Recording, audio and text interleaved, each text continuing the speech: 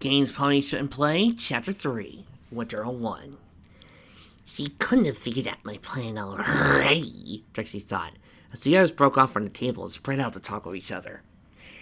She should also be starting her negotiations, but the places of the pieces of board nagging at her. She chewed on the end of her pencil thoughtfully and studied the armies laid out on the map. Moving into Fieldjook was supposed to be one of the best bluffs of the game. It should look like a going straight for Garifos. So how? No, it's probably just a coincidence we clashed. After all, there aren't that many places for our Air Force to go. Yet a coincidence is all. Nothing to worry about. Tracy looked up and saw that the object of her musings was sitting by herself, staring intently at her personal map. Tracy stood up and tried it over. I hope there are no hard feelings about Elenis, she said brightly. Just wanted to move south. You were probably doing the same. Carrot Top looked up from her map and nodded quickly. Yeah, I was. That's what I thought. Tracy continued for a moment. When it became Carrot Top wasn't going to elaborate further. So, Shirley looks like she's heading north. You worried she might take Eklund from you? I actually hadn't thought of that, Carrot Top said, looking at her map worriedly. Do you really think she would? All the other pieces are too far away to support a holding if she does take it. Tracy shrugged, mentally heaving a sigh of relief. Yes, it must have been a lucky move on her part before. You never know. After all, she can make new armies to support it this turn. You might want to send some units over there to defend it. I tell you what, you could go to Linnaeus. I'll find another way to move on in Equestria. All right, Kertov said, but Trixie was already turning away. The unicorn gave herself a mental pat on the back for handling that one so well. As far as she was concerned, Hervey was as good as hers for the taking, and she'll never see it coming. It never occurred to her, to either pony, to look up as they talked. Did Trixie say she was going to attack me? Ditsy thought, looking down at her friend in surprise. She and Raindrops decided to fly out to the scene to get some privacy to talk in, but neither had been expecting a conversation to break out right beneath them. Sounds like Trixie's natural at this game, Raindrops said in a low voice, breaking into Ditsy's reverie. Must be all that training for the night court she had. Ditsy shook her head and put aside what she had just heard for later. Perhaps, but we were talking about the peninsula? Raindrops nodded and returned to their interrupted topic. It's obvious you're going for it with your full force, but I want to take this on one end. Do you think you could just let me have it? I don't know. That one's a very good position to stop the Buffalo's advance. If Lyra comes straight at the coast... Perhaps, but it'll still take you 3 turns to even reach that space. By then, Lyra will already be fighting with you. I can reach it now, then you have me helping you defend it. I could attack our armies from the sea anywhere along the coast. That'll keep her busy and off our backs. Yeah, sounds like a great idea, Ditsy said with a light smile. So you'll go there and I'll... I thought you said you had no interest in the Western Sea, Charlie asked. Lyra squirmed a little under her scrutiny, like a little naughty schoolboy caught sneaking a peek at her neighbor's test sheet. I'm not. I'm just a little worried about all the other armies gathering there. The Mint Unicorn gestured at her map. Both you and Raindrops are moving around straight behind my territories. Who wouldn't be worried about how spread out I am?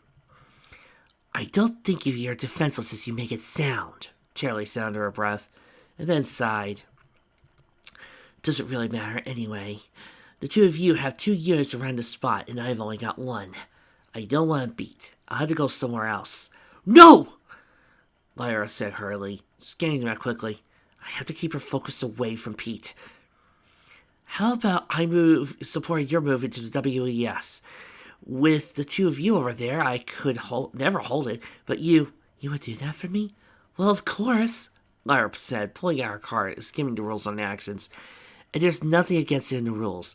In fact, looks like the game specifically set up for players to do this for each other. Charlie clapped her hose. Then it sounds like a plan. This way, we'll both get what we want. You aren't going to leave me high and dry, are you? I'm writing it right now, Lyra replied, levitating her notebook out with her magic, and writing it where they could both see. She only got 1 line down, however, when we were joined by Jasmine Pegasus hopping down from above. Hey, can I borrow Lyra for a second? Raindrop said cheerily. Of course, Charlie replied. So he gave Lyra a conspiratorial wink and wandered away to give them some privacy.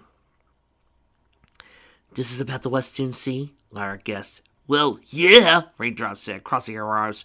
You said you weren't going for it. And I'm not. I'm just trying to protect myself. This is starting to feel very familiar. And how do I know I can trust you? You have just as many years as I do over there. Then just have one support the other. At worst, nothing will happen and no pony will get the spot. But if you put your mind at ease, Lyra held over a notebook at both hosts and wrote something down on it. She turned the book so Raindrops could see. How's that?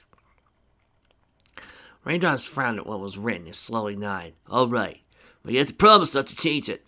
I won't touch it again until the next turn, Lyra promised, flinging the notebook over the table and setting it aside.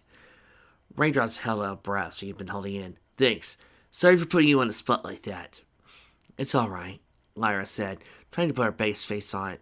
But inside she was worried. Surprisingly, her friend hadn't noticed he had been covering the other orders he had already written under her hose. But she learned soon enough. It's all going just as I said it would, Tracy said confidently, looking down at her mouth with satisfaction. I'm a little surprised that Shirley let you have to see your tranquility so easily. But now you do have it. You have a huge advantage. You should... Dixie, maybe we should talk about your plans? Dixie interrupted. She gave the unicorn an inquiring look. Tracy, in turn, blinked at her quizzically, leaning back. My moves. I got them all worked out already. Oh, what's wrong? Well, it's just... Dixie tried to find a way to ask about what she had overheard. It didn't sound like an accusation. All my units are moving southward, and I'm almost defenseless from above. Aha! Tracy said, completely misreading Dixie's implications. So relaxed muscles she had been aware she was tensed. You're worried about the elks attacking you from behind. Don't worry. I've seen to it that... No, that's not what I meant, Dixie said sharply. Okay, maybe so as I gotta cut it. I'm worried about leaving myself open to you. What? Me? Tracy asked in mock innocence. I have no intention of attacking you. Ditsy was a sweetheart, but still, Ditsy had been a mom long enough for the trick to have lost its effect on her. She looked at her friend with her motherly disapproval. Well, I mean, not right away. The look now implied that the mother was aware of what had become of the neighbor's flower bed, and that there was a disturbing lack of cookies in the foreseeable future. All right, Trixie said louder than it needed, throwing her arms up in defeat. I might have been trying to lead you away so I could march in from above, but believe me, it wouldn't have happened until the end of the game. I really do need your help. I'm sorry. Dizzy sniffed and nodded curtly. It's fine. I forgive you. That's just how the game goes, right? Right, Trixie said, relieved. Right, yeah. Dizzy picked up the map from where it dropped to the floor. I think the best moves for you are... Carrot Top leaned down to get a closer look at the game board, continuing to compare it to the paper map and hooves. I didn't know that Navy units could move from coast to coast. I had one to send it out to sea last turn, but then it would have been blocked as my air force, but I still think it's going to work. Hard at work again, I see, Charlie said cheerfully, sitting down next to the farmer. You're putting in a lot more thought into your moves than the others. Don't you want to talk it out with some pony? Should I? She asked. It wasn't meant to be rude. She actually wasn't sure what she should talk about with the others. Maybe I should have been talking to Trixie this whole time. This is why I get on jumping to conclusions, and I have no idea what I'm doing. Well, now if you don't want to, I suppose, Shirley said, unaware of her friend's indecision. Each pony has their own way of playing, and yours is working very well. Do what you want, and let me know if you need anything. Thanks, Carrot Top started, but froze as her eyes fell on the hourglass. I know, time's almost up. There's no time to come up with another plan. I'm just going to have to try it, but I'm still not sure if... Actually, Carrot Top said, pulling Cheerleaf's attention to her map. Do you think I could quickly get your opinion on something? All right, time to go, Twilight said several minutes later. It took her longer than the last turn to compile the moves, and the others followed her words a little more closely than before. Things are going to get a little complicated, so I'll try to make it as clear as I can. First of all, the Tampier's Navy lands at Cavilla and takes the supply center. Raindrop's other navy supports her army moving into the Western Sea. Unfortunately, Charlie's army is also moving into the Western Sea. But my two beat her one, right? Raindrops asked expectantly. Twilight hesitated. Well, if she had been attacking alone, yes. But the Buffalo army in the North Dune Sea is supporting her move, so it's 2-on-2. Neither army takes the space. Raindrop's eyes widened. She saw Lyra's stunned look. Lyra struggled sheepishly. But the Buffalo's other armies move into the Eastern Sea and gather unopposed. Twilight continued, pulling 2 yellow flags from the box and placing them on Lyra's new territories. Then, to every pony's surprise, she picked up the flag for Calabara and put it away. Wait, why did I lose that one? Lyra asked. No, you just didn't. Twilight's eyes widened as he slapped her forehead with her hoof. Oh no, I forgot.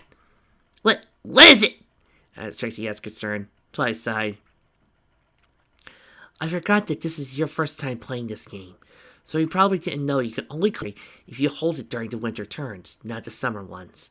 When my family played, we liked to put down the flag whenever we entered a new space. It became a home rule because my brother liked putting flags all over the map. I'm sorry, I should have remembered it wasn't one of the real rules. It's alright, Charlie said soothingly. At least we caught it early, so it didn't hurt the game much. We'll know from now on, so no harm done. Yeah, and I still get a new territory anyway, Lyra said, pointing on the bright side. Twilight took a steadying breath and nodded, picking up the papers to continue. Thanks. Anyway, both Charlie and Ditsy's navies moved into Calabara, so neither of them gets to move.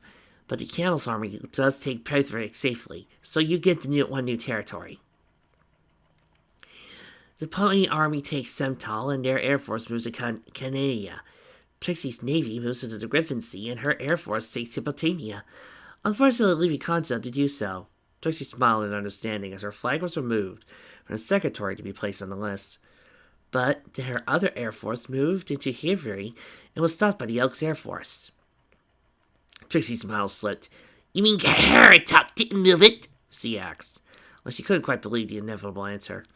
That's not all. She attacked you right back, and her navy in the Ice Flow Sea supported the attack. You've been pushed out of Happelstadt. You have to move your air force into one of the nearby open territories. Trixie's jaw couldn't have opened faster, if it had been attached to lead weights.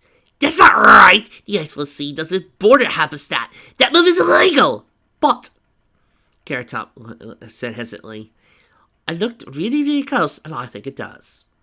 No, that's a corner! Trixie insisted. You can't attack on a corner. Actually, it's widely debated whether it is or not, Twilight said, trying to be helpful. It was meant to be a corner, but the original board was drawn a little off, so there's a very tiny line instead. Game experts have been debating for centuries whether it counts or not, but it was like a corner to me, Raindrop said, squinting her eyes at the defending spot. No, wait, I think I see it, Lyra put in, spinning the board a little to get a better angle. You gotta look at it like this. It eventually took Twilight producing a magnifying glass, and every pony getting a turn with it to sell the issue. But even Trixie had to admit that the very small line was clearly there. Glumly, she pushed her dislodged unit to Genos. I'm impressed, though. Not many novices at this game can figure out the most opening, and the Elks army moves right to the deer into Hort. A little bit of an anticlimactic way to end a turn, but Twilight struggled, peered out, with no one joining in attempting to lighten the mood. She swallowed and moved on. Well, that's it. Every pony gets a new nation, so it's time to put new units on the board. The next turn starts as soon as you're done. I hope you guys like the fact that I'm giving you the maps as they pop up at the end of the chapter so you know what's going on.